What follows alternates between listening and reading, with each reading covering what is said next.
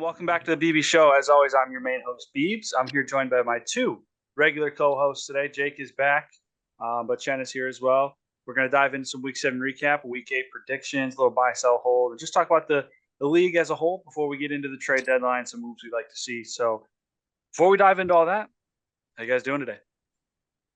I'm doing good. Doing good. Yeah. Right now, enjoying a little vacay here in Florida, in the Keys, getting some sun, caught some fish today. Can't really get much better than that. Had a couple margaritas already to start the day off. So can't So really the takes complain. are going to be flying. Oh, the takes are going to be out there. It's going to be a hot take day. I'm going to get back to my normal ways of just bringing some fun stuff out here for us today. Chen, how about you? I'm not doing as well as this guy. I work at a chocolate factory, and we mixed a caramel product today. And let's just say those are hard to make. Hey, I didn't know you were working for Willy Wonka these days. Yeah, it's literally that. And if disaster strikes, I feel like an Oompa Loompa, like it's a chocolate river, and I'm just there like sweeping it up, But hey, I get paid for it, so at the end of the day, you get paid, overpaid janitor at times. Like, I can't complain right now. Can't complain. All right, fair enough. Let's dive right in. Let's start on Thursday night. Got a couple big games we want to highlight this week. Starting on Thursday night, Jaguars win their third or fourth straight. Third straight, maybe? Third straight, and in commanding fashion yet again.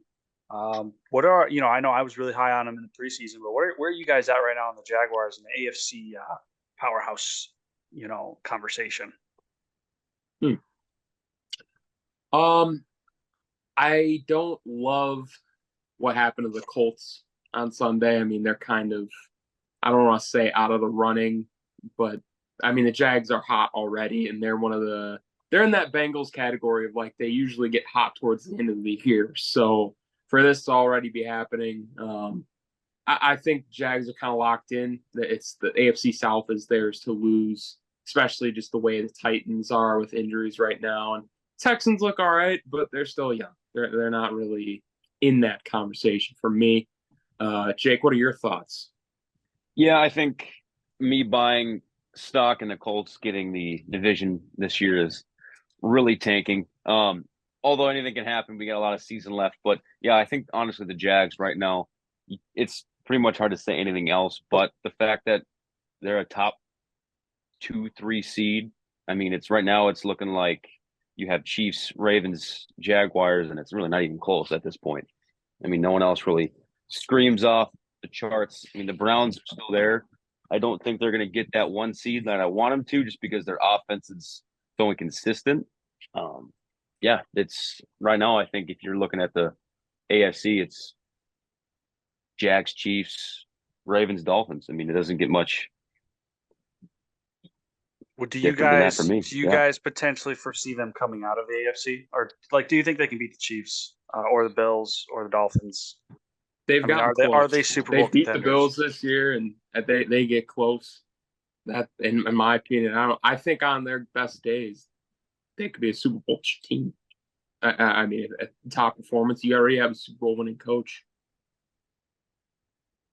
How about the Saints? I know, I bought some stock in the Derek Carr-led Saints early in the year. Really teetering off, man. They had a decent second half, but they looked horrible for the first 3 quarters of that game, and really didn't look that great in the fourth quarter, but somehow made it a game. Where are we at on the panic button meter?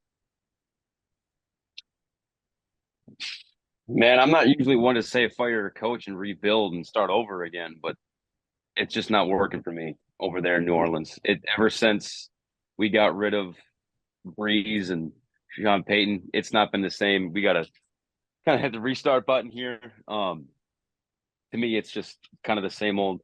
Before we had Sean Payton and Drew Brees, it was just kind of they were never really anything, and that's kind of what it's looking like again. Kind of a little dark spot for the Saints' future here. I feel like they had a clear one of the more obvious times to hit the like full rebuild button. Like, a lot of times teams have to make that decision, and it's kind of a gray area that they're in. The Saints had a clear like stopping point of an era. Like, Peyton's gone, Drew Brees is gone, and rather than blow it all up and try and just rebuild from scratch, they've tried to like patch it up over time Yeah. and tried to like build around what was there. And now you have an aging defense, one of the oldest in the leagues. They're not bad, but like they're not great. You've got mediocre quarterback play year in and year out. I don't think they're favorites to draft a quarterback ever, which is kind of random. Like I don't know, and they've got decent receiving core, but then the quarterback holds them back, and the play calling. Kamara's 27 now. Like you went from like a really young team with an aging quarterback with a lot of weapons and a great defense to like a middle-aged older team with a middle-aged older quarterback with young. I mean, Chris Olave, I guess, is a young weapon, but they just didn't really press the reset button. They just patched it together, and it's been this weird hodgepodge like 3 or 4 years. Do you guys agree with that? Yeah, and they're kind of in that, you know, crappy middle spot where you're going to get like the 17th, 18th pick, and they're really not going to go anywhere with that. It's kind of what the Vikings have been doing. I honestly think if we lose, I'm just going to go there a little early, but if we lose tonight, I think we just kind of have to hit the reset button, kind of dish some stuff off. But yeah, the Saints aren't really it. It's just they're in that teeter spot. It's not looking good. Yeah, and I'd like to see them make a move because Derek Carr. I still have like pretty high faith in Derek Carr to be like an above average quarterback, or at least just be like serviceable. And he's had a rough start, but he hasn't been like the worst quarterback in the league. And he's never going to be a bottom. He'll be a middle teen ranked quarterback, like always. Like he's going to be somewhere from 14 to 19, somewhere in that range of starting quarterbacks. And I just feel like it's been such a slow start that I would like to see them make a move to get a younger guy, stash him behind him for the rest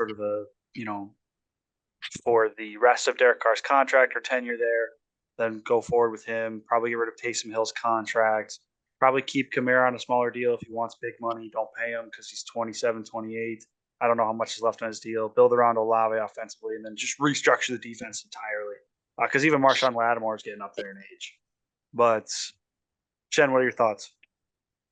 Oh, I just think the Saints they're like the flex seal team of the NFL right now. Of just like I think they're paying like Taysom Hill like $20 million a year. It's like why? Even the Derek Carr contract to me at the time was head scratching. Just given their states, like you could rebuild and no one would really think twice of what they're doing.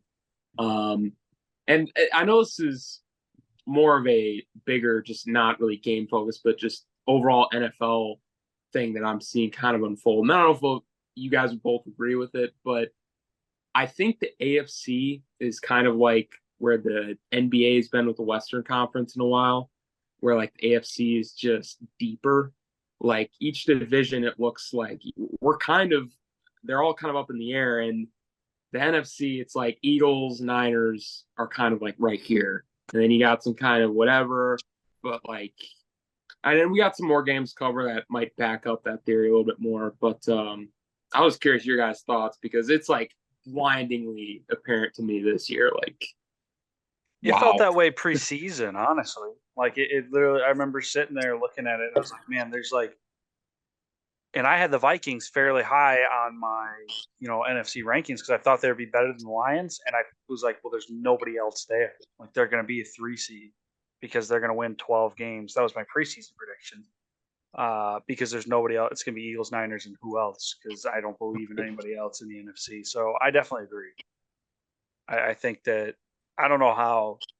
Like I don't know if it matters. Like I don't know if the NFL cares because I feel like it's not going to be a lopsided Super Bowl.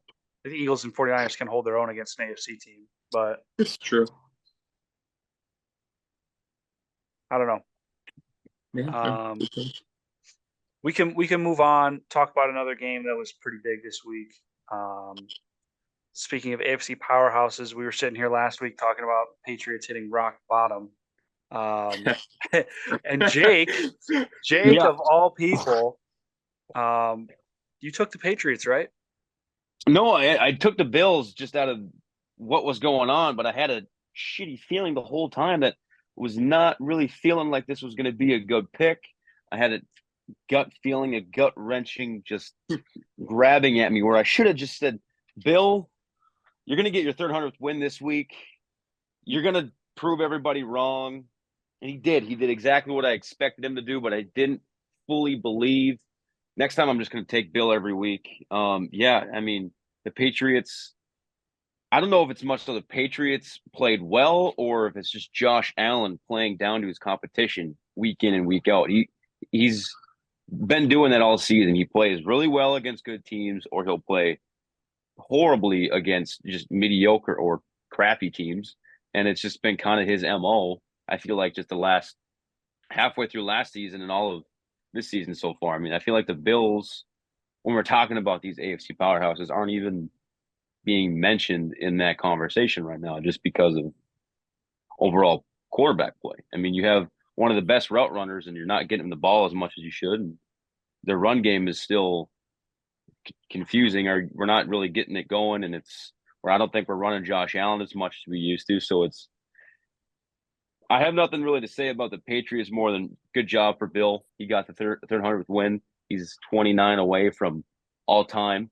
So, and at this rate, I think, Caleb, you said this the other day, that's going to be a decade until that actually happens. If they're winning at this rate, it's not going to be a while. But yeah, I kind of think it's going to be, I think it's just a bad team playing an average team, honestly, this season. To me, it wasn't really, I don't know. I don't have much faith in the Bills this season. And I love Josh Allen and the Bills. It's just average versus bad. I think that's just I don't think they're average, man. I think this is a classic divisional matchup, blurring the lines between good teams. Are the Bills on the same level right now as the Chiefs, Jaguars, or Ravens? No, but I still think they're an AFC contender.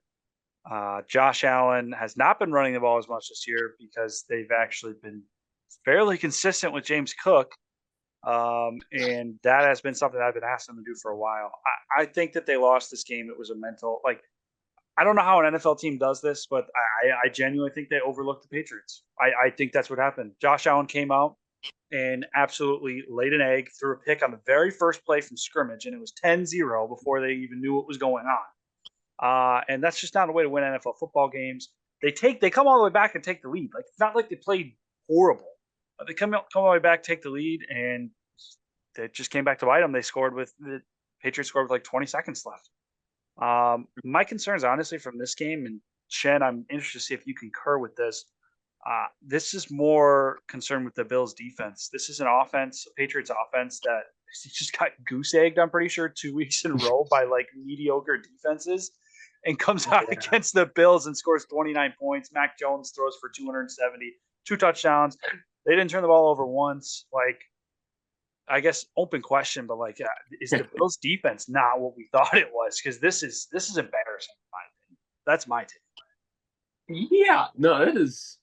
I'm glad you guys both got to share your opinions because I definitely sit kind of in the middle in where I see it. I don't think you can ignore the Bills being 4-3 at this point in the season. I don't think a lot of people predicted that right now, especially as we just talked about how tight the AFC is going to be. Losses to the Jets and the Pats already, as long as the Jags. Not a great look for your tiebreakers down the line, but it kind of goes in with that defense. You brought up in the beginning of the year in the preseason, I remember Jordan Poyer and Micah Hyde. It was like they're going to get back healthy in the back end. Tre'Davious White should have been back healthy as well. And I guess just those additions have not been as impactful as we thought because if Mac Jones is lighting them up, well, I think this can't be that great. I want to clarify. Their defense has been really solid for the most part of this year. This is just a really horrible week out of virtually nowhere. I mean, they held the Raiders to 10 points. They held the Commanders to 3 points. They beat the Dolphins by 28 points. They lost to the Jaguars. They were in that game. The defense has not been great like it was maybe 2 or 3 years ago, but it also has not been poor like it was on the back half of last season. And then this game to me is just what are we doing? And for sure, I think it could be a thing of Bill Belichick. I don't know if you guys remember the game 2 years ago, but he only threw the ball with Mac Jones 4 times and they won. It was getting memed to death. It was they just kept doing the halfback dive, but it worked, and it's just those things about Belichick where it's like he eat, breathes, and sleeps football. So like he was gonna get one on the Bills this year. I mean, Jake had the gut feeling. We knew it was gonna happen at some point because just what he does. He just finds a way to win with garbage. I just hats off to the 300th win, even though it's been a rough ride this year. Just it was a fun game to watch for sure, down on the wire. And then you guys see that Bill actually signed a contract extension to continue going on as the head coach this past summer? Yeah, how many years was it? I can't recall. My honest guess is it's probably a 2 to 3 year extension, just like most head coach extensions are. But I don't see him going anywhere. And I know you guys were harping on it last week that maybe we still see Bill go and Bill leave. And I got to put my stamp on that because I don't think it's going to happen now that, that news is out. And I mean, you got to play for pride at some point and to beat Don Shula. I think as long as you got something going on, I think he's going to be the head coach. I think you need to redo the whole general manager thing. I think you got to find someone younger and actually, capable of drafting decent players and not going after, long snappers in the third round. So, it looks like he's 17 wins away from Don Shula. For the most victories by a head coach in NFL history, regular season and postseason combined. And then the deal is described by Adam Schefter as a multi-year lucrative contract extension. That's all we know. So interesting. My detective skills say to me that he's going to coach until he passes Don Shula, and then he will retire. That's what that says to me. That Robert Kraft said, "You've won me 7 or 6 Super Bowls. Coach as long as you want, and then you're done." And if I'm Robert Kraft, I'd probably do the same thing. Like, who cares if you suck at this point? You've gotten 20 years of massive success. Give the guy the send off he wants. He earned it. Like it, I have no problem with Belichick as a coach. I just, for the record, think if this contract is tying him into that GM seat as well for the next 4 or 5, that is a egregious mistake. Like, especially with some of the QB classes coming up, they need a roster overhaul. I would love if Belichick's coaching. Like, that is not my issue. We saw that on Sunday. He's good at what he does, but. Oh man, lucrative extension. That's telling me this man is not. He's locking in his seat again. But we'll see. I mean, we've had our beefs with Belichick as a GM as of late, but he's been in that position for how long and how many championship rosters has he built? Like, it's hard to argue with. But how many of these players did Brady just elevate? If that wasn't him at that position, obviously we're seeing it right now. We have Mac Jones at that position, not elevating these guys to be better and actually are being better. So it's hard to say that he's built this roster when Brady is like, shit, screw it. I'm going to have to throw it to my tight end and then maybe mix in some undrafted wide receiver into the mix here too. Like, it's just one of those things. Yeah, I mean they've had sustainability and consistency at a position for so long, and I think that Tom Brady was able to endure multiple OCs and still be elite. And Mac remember Jones, when Chris Hogan was there, not to be able to do that. He was their wide receiver 3, dude. He was behind Edelman and Gronk in receptions on that team. Edelman used to be a QB, man. Bill didn't have to draft offense. He was a Pro Bowl receiver. He was a Pro Bowl receiver. I think he had 1,000-yard receiving season. You can fact check me, but I think he only had 1,000-yard receiving season. That's crazy. I'm not saying that they didn't get away with some ridiculous talent findings from absolutely nowhere. But we're forgetting. I'm not saying that Brady didn't elevate that offense. What I'm saying is that Mac Jones They took a Ain't chance Tom on this Brady. kid. Yes, No, that's what I'm no. saying. Like, he ain't Tom Brady. No, we get it. Yeah. He's not him, pal. He's Yeah. not that guy. And we're at the point where I think they're ready to make another selection at that position, or make some sort of change, because he's not that guy. And Bring back Cam. no, stop. He's definitely not that guy. Cam is Cam. not that guy. And they also need to just hire a real offensive coordinator. They have a new Bill one. O'Brien. They have a new one What? every Yeah. year, man. Like, it's atrocious. So final question. Panic meter on the Bills. Where's your arm? It's hovering. The palm might be close to touching. Wow. I can't. Mm. If they lose I'm next in week, the other if they room. go to 500, pull up who I they're got playing it, next week. I got it. They've got a pretty easy schedule moving forward. Play the Buccaneers next week. Okay, maybe not that easy.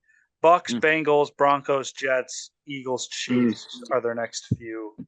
They Yeah. still have the Cowboys, Wow. Cowboys, Chargers, and Dolphins on there, and another Patriots matchup. So, Yep. you know what? Maybe I'm not in the other room. I have sat down at the chair. I have sat down at the chair and am assessing the statistics on the screen. But I have not reached to my pocket for the key to open the button case. If I they haven't done go, that. Keys are still on the hook. If they go 2-3 in their next 5, they're done. They're not going to make the playoffs. They're going to make the playoffs. I don't know, man. Daunting stretch. Jets are feisty. You want to know what I think is going to happen? They're going to come out. They're going to blow out the Buccaneers next week. Then they're going to play the Bengals. Is it at probably. Bucks? No, it's in Buffalo. Ooh. Then they go to Cincinnati. I don't know where that game's going to go. I don't know who Cincinnati is. It could be a blowout too, or it could be a tight one. They're going to blow out the Broncos. They're going to beat the Jets, go split the season series, lose to the Eagles, probably lose to the Chiefs, blow out the Cowboys at home in week 16, I believe, or week 14. Probably beat the Chargers, going to beat the Patriots, lose to Dolphins week 17. Where's that put them? Probably 10-ish wins, I think I said. 1, 2, 3, 4, 5, 6 wins. That puts them at 10 wins with a loss to the Bengals. Yeah, that's an interesting schedule. I will say They're still not going to win the division. No, they won't win the division unless the Dolphins do what they did last year, which after last night may be possible. But we'll get to that game. It may be possible, but they played the best team in the league, in my personal opinion. Yeah. So yeah, let's actually talk Dolphins Eagles. What are you guys' thoughts? This was the most excited I've been for Sunday night, and this game actually delivered. We've had some big busts on Sunday Night Football. Pause. But I am mad. I am mad. I am absolutely pissed off. All right, I had Tua, I had Mostert going last night on my fantasy team. I was projected 190 in total points, and they put up goose eggs, man. 7 points on like 35 yards rushing from Mostert, and then I got 14 points from Tua. It's a terrible performance by my fantasy squad. We have to sit them down. We're going to have to reassess what's going on. No, but in all seriousness, probably the most hyped I was. You're right. It hasn't been a great Sunday night schedule. And for the most part, if it wasn't for a couple of mistakes by Miami, game could have switched up a little bit. But it was an all-around great performance by Philadelphia, almost week in and week out. And then that push play is just – it is just something else. It's beautiful. And it's fun to all watch. the buzz of like, if this gets taken out of football next season, I might not even watch, because you're just innovating the game. You're making it harder for people to stop you. It's strategy, and then you have the people to make that strategy. And I love it. Regarding the brotherly shove, as some call it. The tush push. Or the tush push. The tush push. And we've talked about this a couple times. I think it would be so stupid to outlaw that.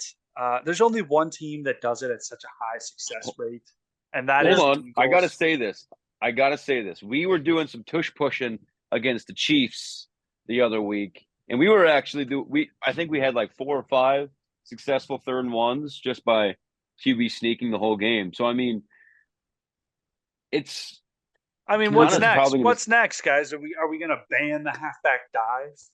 right? Like you get where does this go? Like we can't just restrict teams from Play calls, yeah, certain play calls. That's just stupid.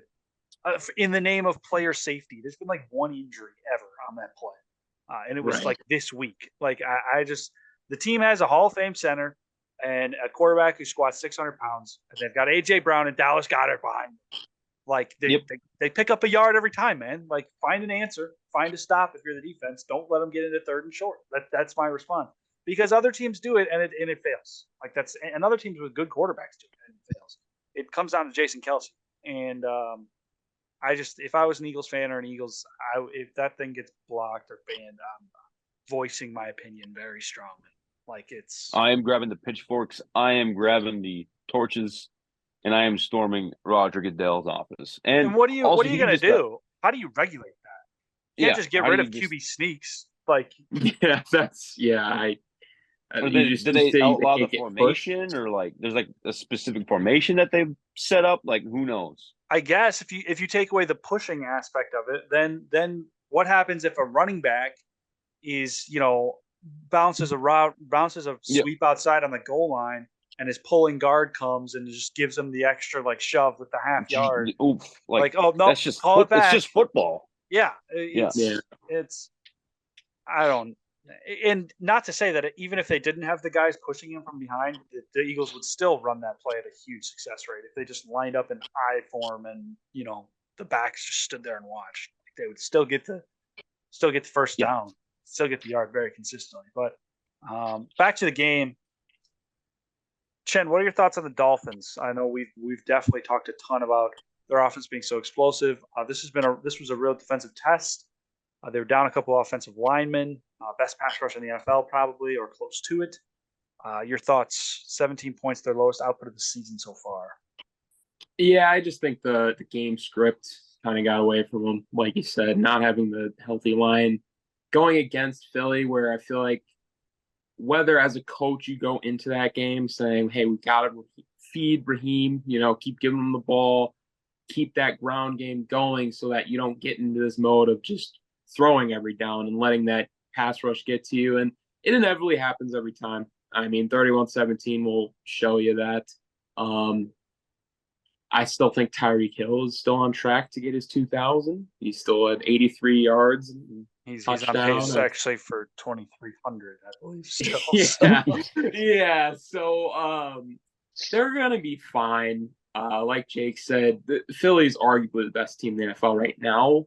Like they didn't get it any worse. They kept the same team from last year and ran it back. And I think this is.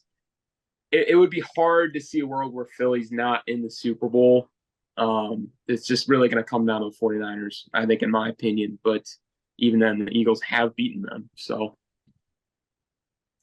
we'll see. The Dolphins, I'm not worried about them yet. If you're asking panic or not, I think they're okay. It's just a tough test. I haven't even got to the panic room with the Dolphins. No, I'm on vacation. I'm in the break room right now. I'm in the Keys. I'm in the Keys. Dolphins. Yeah. Oh no, I get it. I would say this: what does concern me about the Dolphins long term, and I've said this a million times because it's true. When you want to win playoff games against good teams, you got to be able to find a way to run the football. And this is a good test: a solid run defense, solid pass rush, and the run kind of eluded them all night. Couldn't get it going. Game script required them being down and whatnot. We'll talk about the Eagles in a second here, but that was my concern: is the inability to run the ball. That and they need to get Jalen Ramsey back on the field. They AJ Brown, Devontae Smith kind of had a day, and their defense, the high routes of man coverage and whatever they run, or high usage of man coverage against a team like that, against Stephon Diggs, Josh Allen, Patrick Mahomes, Travis Kelce team in the playoffs, they're going to struggle if they're going to be that committed to man coverage and blitzing against great quarterbacks. Like I just don't know if that's sustainable either, but we'll see. Still not in the room though. I have a question for the floor because I saw Dan Orlovsky's take on his non MVP or non-QB MVP, essentially. And I don't know if you guys saw, he said Jason Kelce. Is that as ludicrous as it sounds, or as we're talking about them literally banning a play he's, making so dominant? He's one half of it, yes, with Jalen Hurts. But when we see the Eagles' success constantly in the ground game, I don't know. I think it's a little bit of an overreaction, but I think it does speak to the greatness of Jason Kelce at the very least. Definitely a hot take. Go ahead, Jake. Yeah, I don't even think it's as hot as. I thought he was getting a little too disrespect from the other people in the room, and they know football. Obviously, everyone in that room knows football decently. Stephen A. Smith, actually, I don't think knows football. He looks at football through a perspective of basketball. Anytime I hear him talking about football, I just turn unless it's dissing on the Cowboys, then I'm all for that. I turn the volume up. I'm listening to him on that, but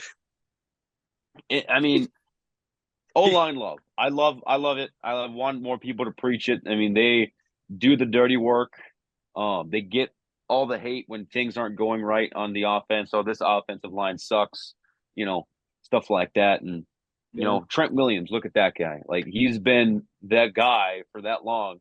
And ESPN puts out Trent Williams highlights every now and then. So it's just like when you're that dude at any position on the O-line, you're just that valuable, because without these guys, you're not getting those push up front. You're not stealing on those, you need a good center to snap the ball and then get a guard with you to get that double team on that top tier D line. And this stuff you need to have these guys, and just more love is needed. I don't think it's it's a little hot take, but I think it's just putting more awareness and more love out there for the O-line in this world. Yeah, because it's a hot take, but when it's 4th and 1, that's a huge ability to be able to go into your offense, be like, all right, we got it, on to the next drive. No, think about the feeling you get as a fan when the Eagles get tackled on the 1-yard line. Yeah, think about that feeling. You're like, they're going to score. As a Jalen dude. Hurts fantasy owner, it's like, let's go. That's so every OP, time. Yeah. I think that really is. I don't know if it's, now I'm even talking about it more. Maybe Dan Orlovsky's on. Maybe he's right.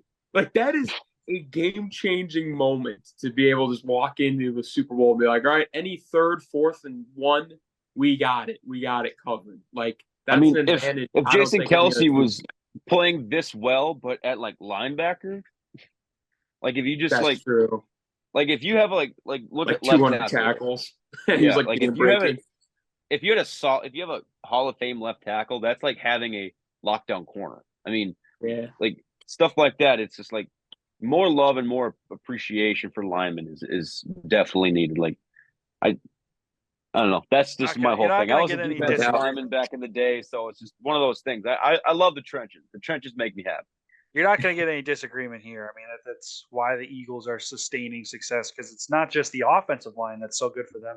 Their defensive line and defensive, really front seven, is rock solid, and their pass rush is so good. It's so deep, and they've got so many guys that they just rotate in and keep fresh and continuously get pressure on any team.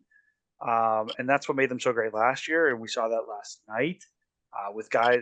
They've replenished with Jalen Carter and new names of players. It's no longer just Fletcher Cox, Brandon Graham, and it's Jalen Carter, Hassan Reddick. It's impressive what they've been able to do with the emphasis on those positions.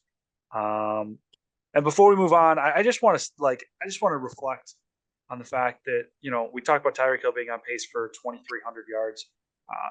AJ Brown right now is on pace for 1,900 yards. And let's just take a moment and reflect on the fact that I'm pretty sure, Chen, correct me if I'm wrong, but the Titans got a 4th rounder for him or something, or was that D-Hop that was the 4th rounder? It was still a fleece, but it was a second. It was a second or something like that. Yeah, it wasn't that much of a fleecing. No. You don't think it was a 2 and a 3? Right now, it's looking like it. They should have kept him and paid him, but it wasn't they traded AJ Brown, I'm pretty sure, for Malik Willis and Treylon Burks. It could have been either their 1st or 2nd, whoever It was one of maybe it was first because it was like Traylon Burks was supposed to be like the replacement. It was similar to like Diggs getting traded out for Justin Jefferson, except Traylon Burks is not Justin Jefferson. He's Traylon Burks. Also, Tannehill is just not it. He's just not it. I'd love to see more Malik Willis this year, personally. I think he isn't really on the Or shot. Levis, yeah, his time will come. That's for sure. I'm surprised he fell that far to them, honestly, looking back in hindsight. But, yeah, Tannehill should be a trade guy at the deadline. I know we keep bringing up Kirk Cousins, but Tannehill needs to go. Who's going to take him? That's a different. Yeah, his contract is absurd. Yeah, they're in purgatory there, and the only thing coming out of there is Derrick Henry's getting traded. He's gone. If anyone on that offense is getting traded, they need to rebuild. Trade him all. We've been known the Titans need to blow it up. All right, let's move on. Game of the week. And this is weird to say because just one last note is they were the 1 seed in 2021. Yeah, that's so true. That's so true. But you know what they had? An outside threat named AJ Brown. I just always think about that clip of Martin. I always just think about that clip of Vrabel just being absolutely PO'd in the draft room when he found out that they traded AJ Brown, and he's like, he was so essential to opening it up for Derrick Henry, and they just have not been able to replicate that since. But Chargers Chiefs, we're moving on. Chargers Chiefs. Last game we want to talk about. Chargers fall to 2-4, which just feels worse than they actually are. The Chiefs moved to 6-1. I know we've got our resident Chargers hater here, so I'll give him the floor first. Your takes, your reactions. God, Jesus! What do I got to say? I got to say it every time they lose. He's just a younger version with a bigger arm of Kirk Cousins. That's it. That's all he is. Can't win the game you need him to win. Can't win the primetime games. Can't do none of it. This doesn't change. He was the alleged MVP. No, he was the alleged 2020 Rookie of the Year. I mean, their defense still sucks. Sucks. Thank you. Like this is what I'm getting. This is what I'm about to say. Is my opinion doesn't change. Is you can say what you want about Justin Herbert, but I'm not going to have a formulated take on him. I'm not going to have a formulated take on him until the Chargers fire Brandon Staley and get a new GM and actually build a competent roster.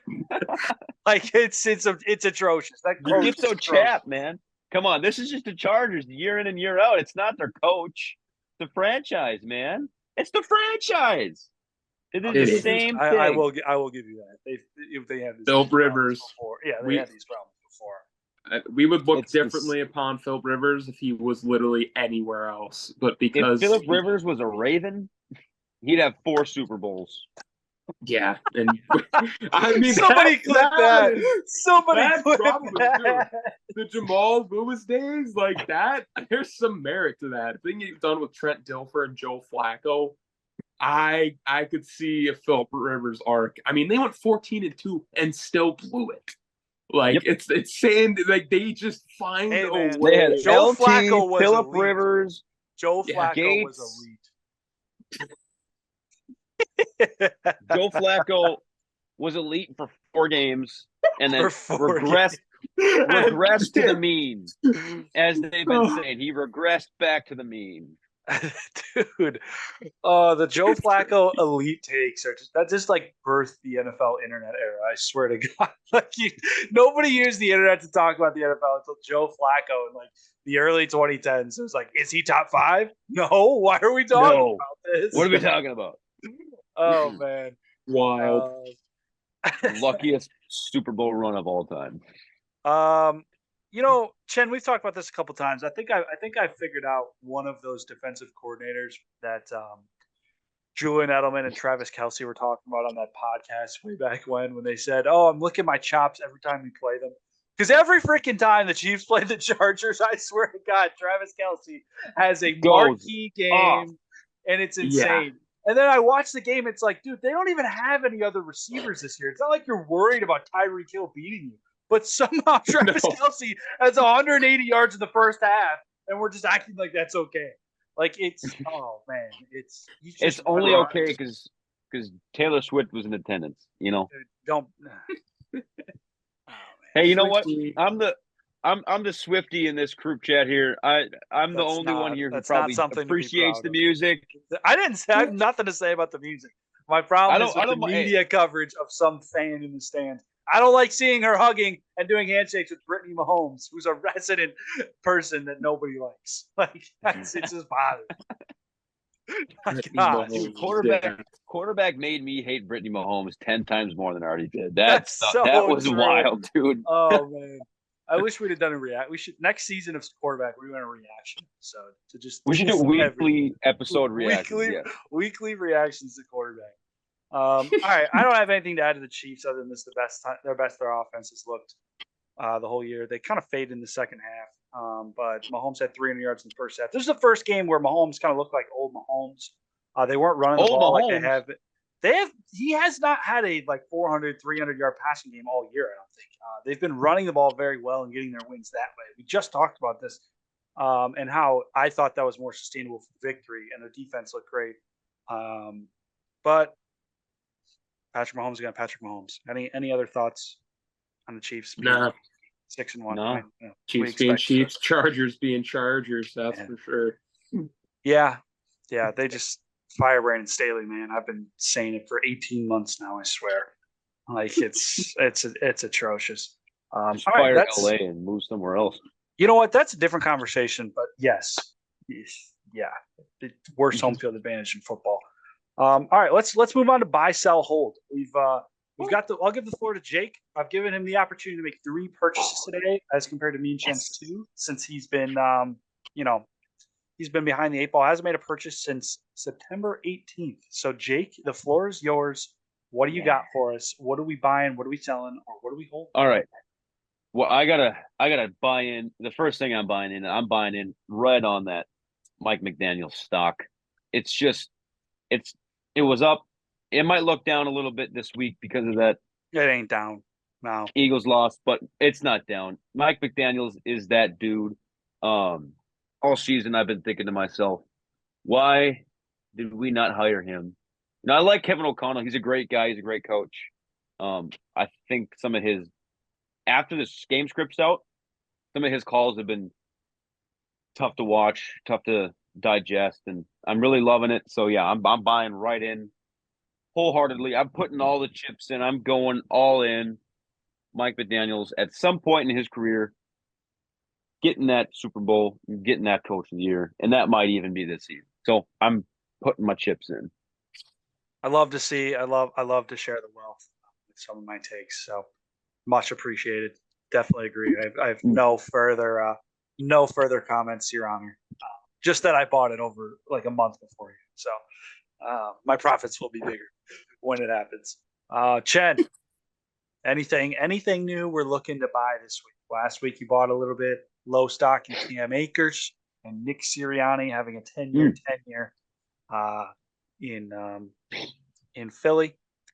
Other recent acquisitions: Minshew, 24 starter. I'd say stock's up there. Vikings to make the playoffs this year was a take you made when they were 1-4. They're about to be. We'll see what happens tonight. One loss worse, but yeah, about to be 3-4, baby. I'll say this: there's something. I know we're talking acquisitions, but I need to sell it all off now before. Yes. You got to win. Now's your chance. Touchdown total from last year. Russ is probably at the highest he's been before the trade to Denver. I mean, in terms of value, that's really as much as I can hope for. Even if I'm getting. I got nickels and I'm making them dimes. It's something, man. All right. Like this isn't. All right. This is our first. This is our first sale. So we as a group get to vote on if this trade was a profit or a loss. And we have 3 people here, so it'll be decided. It was acquired on September 18th, sold on October 23rd. Month. He held them for a month, about from week 2 to week 7, roughly, or week 3 to week 7. I'm just gonna say he broke even. I'm gonna say I'll you take broke that. even. Yep, can I'm take gonna say you bought some burnt ramen and you sold some burnt ramen. That's what it is. It just grew a little bit of mold. That's about it. As long as I didn't like put the burnt ramen to ash, as long as I was able to get some value for it, I'm good. I got my hands off it. We're done. The Russ experiment is over. Thank you guys for just letting me break even. I'll give you a break even. Yeah, statistically, it was there. Like his Your numbers mind are wasn't up. right when you purchased it. Something bad. Had a bad day. Yeah, no, I think I was trying to really go against the grain, and sometimes, there's when people are all going right. For the discipline to sell it now. I respect that. A younger Chen would have seen him cook the Packers and been like, "I'm holding now. We're on for the ride, baby." Yeah. But no, you recognize.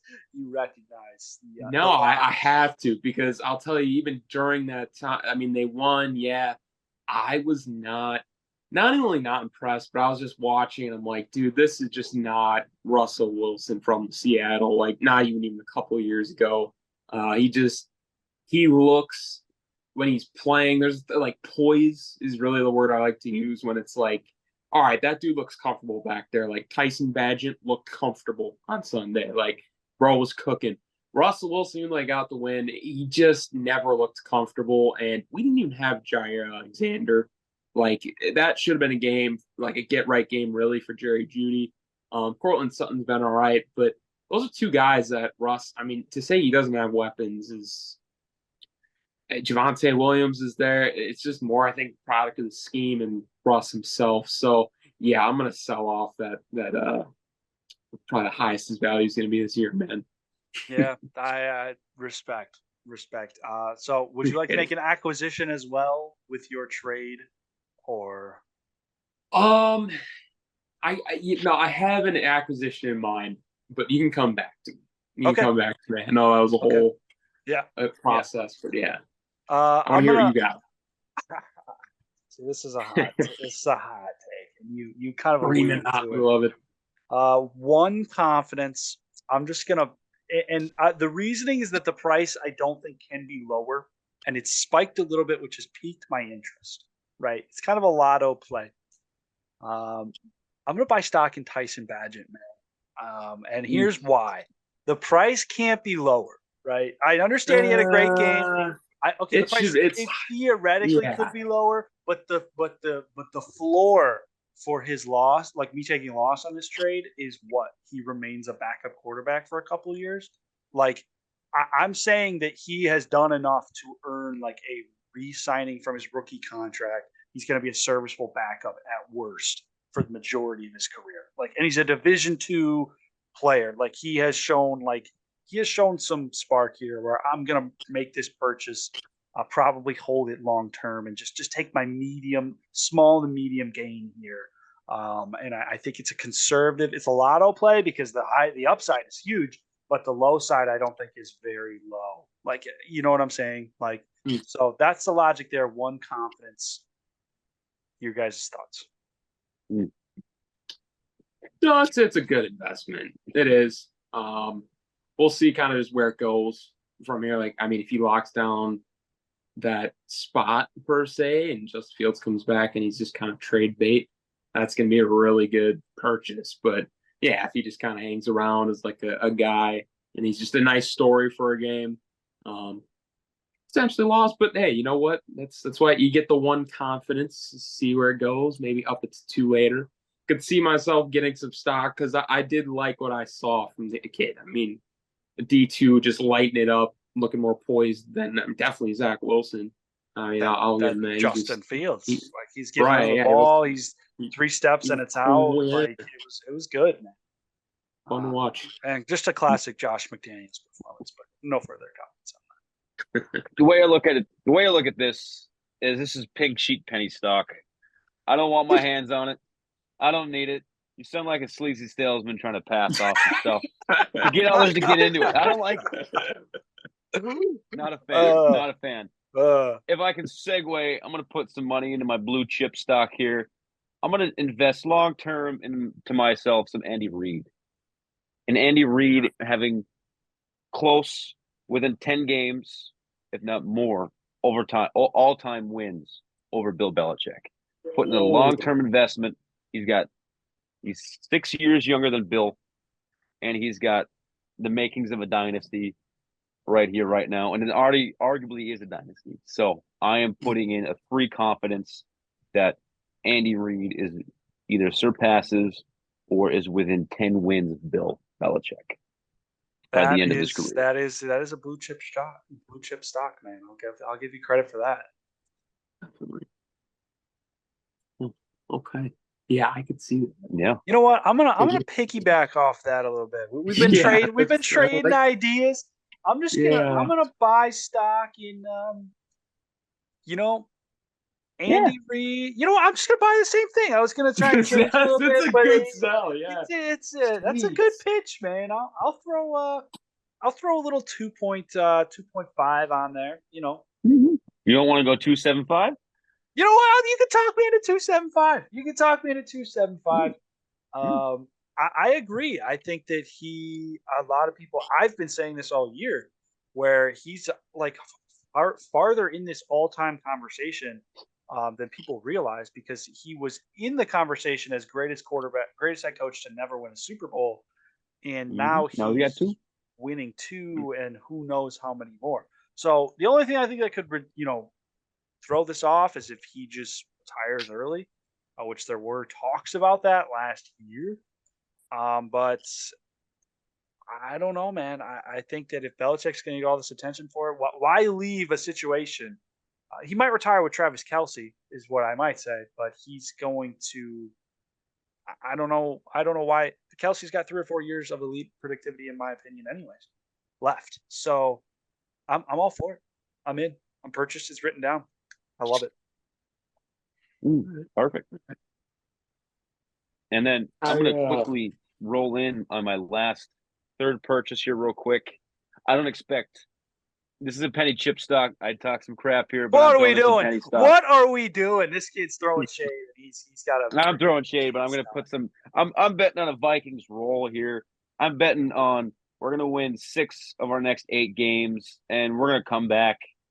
We're going to win the division. I'm not putting the division. That's not part of it. But 6 of the next 8 games, Vikings. Does that include tonight? It does. Very much so. Okay. We sweep the Packers in the process. Probably likely. Putting it in. That's it. You're not going to see much opposition. I'm putting a 1.9 confidence. Not quite 2. Not quite fully invested, but 1.9. 1.9. I love it. All right, it's written down. We're good to go. Chen, the floor is yours to make your final acquisition. Actually, you technically have room for 2 new acquisitions if you'd like to use it. Okay. And I gotta go in rapid fire mode. I probably got like 10 more minutes I could realistically get away with. So, Travis Kelce, I'm gonna go Hall of Fame tight end. Like, by the time he finishes his career, he will be the GOAT tight end. Like, that is my. I'm standing on that. I thought you were gonna leave it as Hall of Famer, and I was like, that was no. Yeah, I was gonna rip you. Yeah, like wow, like that's not to make no money. And even this, like, I'm putting a 3 confidence in it because it's probably not gonna, I mean, he doesn't. I don't think in a lot of people's minds have a whole lot more to do. It's probably between him and like Tony Gonzalez, maybe Gronk, but Travis Kelce, I mean, is really making a case. So very confident in that. And my more risky one that I will still put, we'll go a 2.5 confidence in, just because the way I see it playing out is Kyler Murray will still be on the Cardinals roster next season. And on top of that, when you may add the little notes or whatever, they will not be using a first-round pick on a quarterback. I just think Cardinals are going to actually play themselves out of that area of draftable quarterbacks that high. They're just going to realize what they got defensively, I think, in John Marvin Harrison, maybe. What's that? Oh, Marvin Harrison. Yeah, I he think will be a Chicago Bear. Yeah, well, whoever it is, I think they could make a very. Chicago's good at fucking it up. Sorry for. No, you're good. Come on.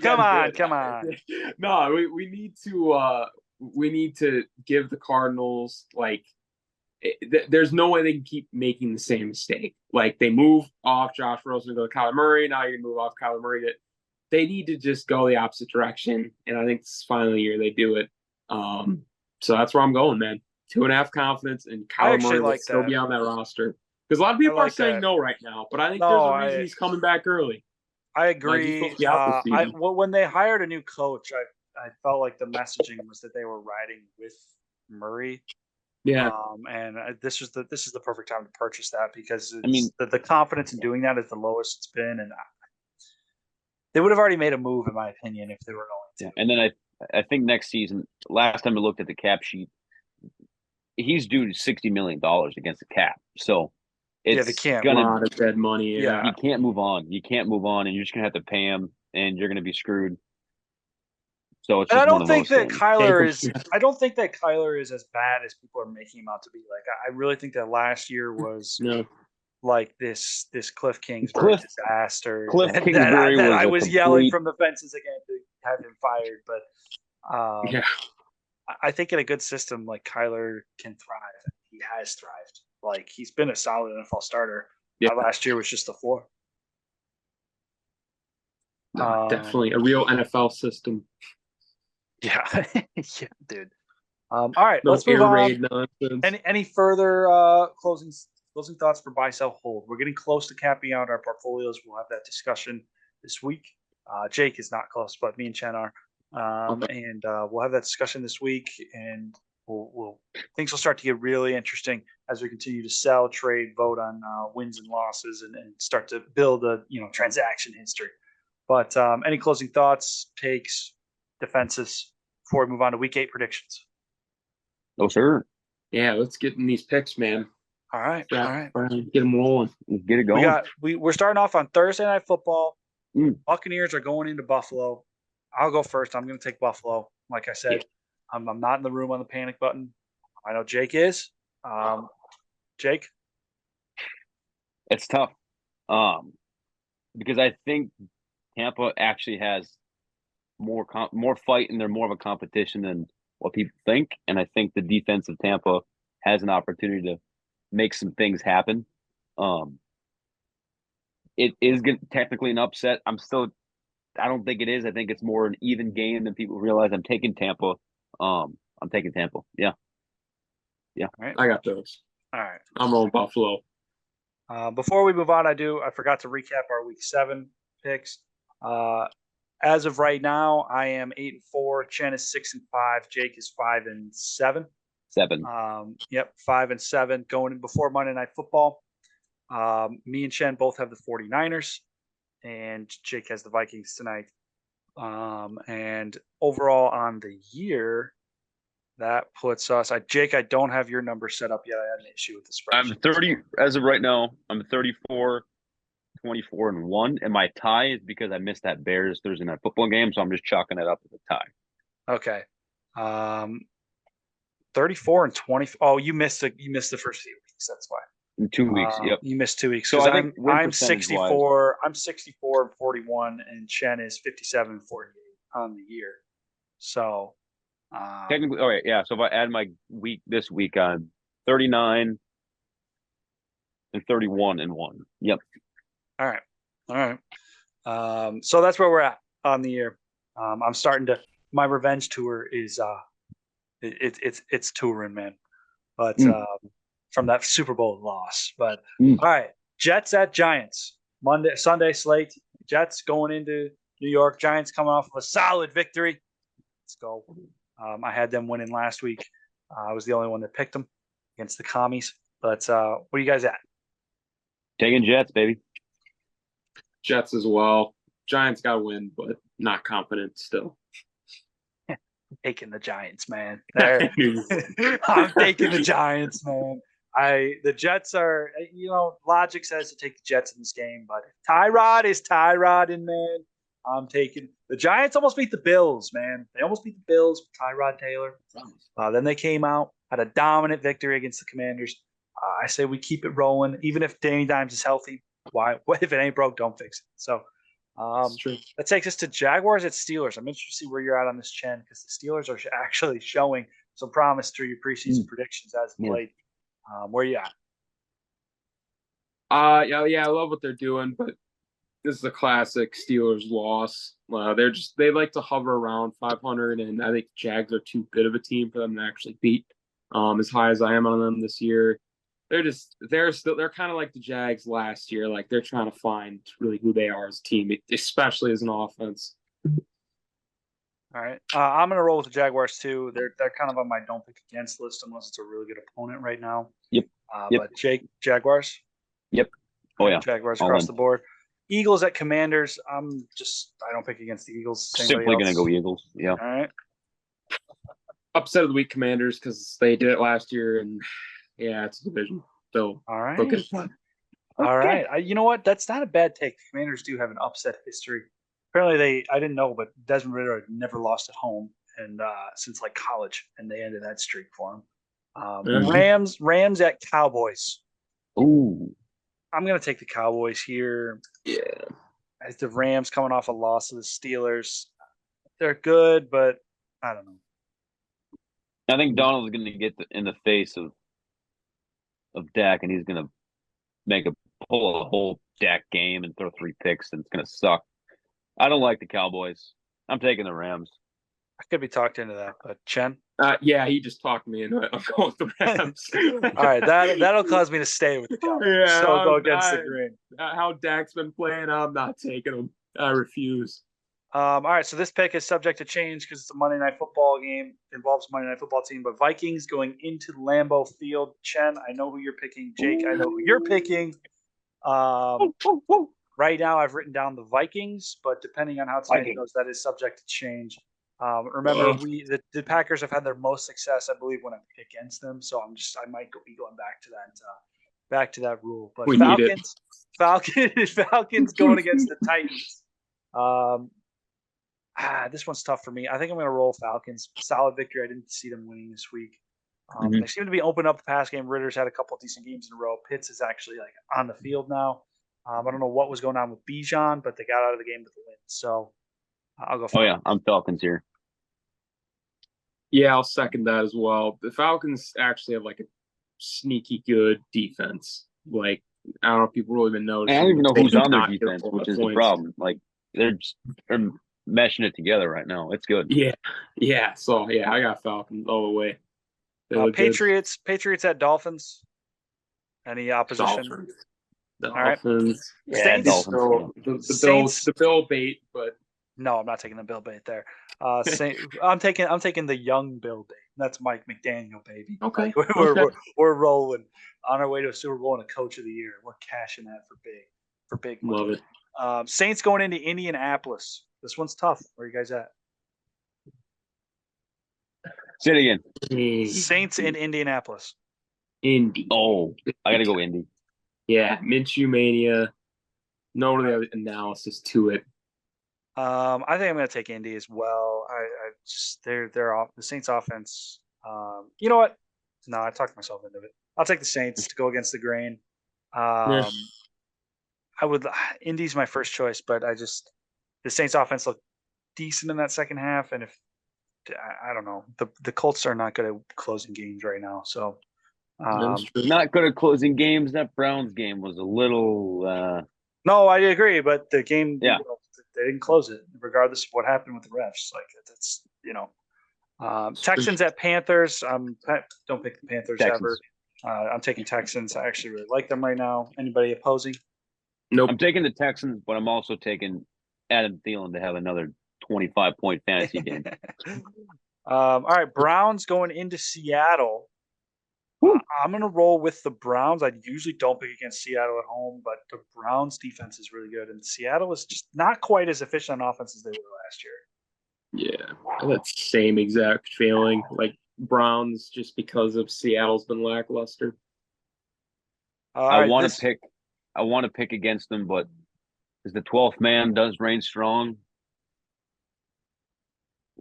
But Browns are my 1 seed pick. I got to stay strong with the Browns. We're going Browns. Respect the loyalty. All right, this pick is subject to change. Another Monday Night Football team. The Bengals are going into San Francisco next week. I'm going to write down 49ers, but depending on how tonight goes, I may actually change that pick. But you guys. Bengals, because the 49ers just do a loss to somebody good. And I think the Bengals would be fitting if they get ahead early. 49ers are forced to throw more than they want. I'll go Bengals here. Okay. I don't think they can stop Bosa and that defense. I don't think their O-line's capable enough for that. I'm going Niners. All right, fair enough. Chiefs at Broncos. I'm not even going to ask you guys. Ravens at Cardinals. Also not going to ask you guys. Anybody taking the Cardinals against the Ravens? I guess I would.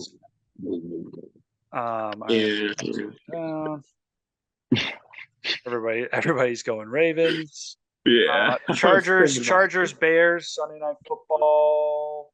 I'll take Bears. I'm taking the Chargers. Oh. Wow. Yeah. I expected that to be flipped. I'm seeing a Tyson Bagent coming out party here. Hopefully if that is true, if he has a coming out party, Staley needs to just quit. He needs just to step down, and he needs to just go home. Go coach some Pop Warner, and then just call it a life. I might root for the Beijing coming out party because that would result in exactly what Jake just said. But I'm foreseeing a Justin Herbert, as Jake would refer, stat padding performance against an alleged stat padding performance against the Bears defense. They're gonna light them up. And it's going to be prime time. It's going to be embarrassing for the entire city of Chicago, and I'm going to love it. Wow! There's nothing more than I hate. No, there's nothing more than I hate than the Bears, but there's nothing more than I love, and then the Bears getting absolutely just destroyed. I love how Packers and Vikings fans can both agree they hate the Bears more than they hate each other.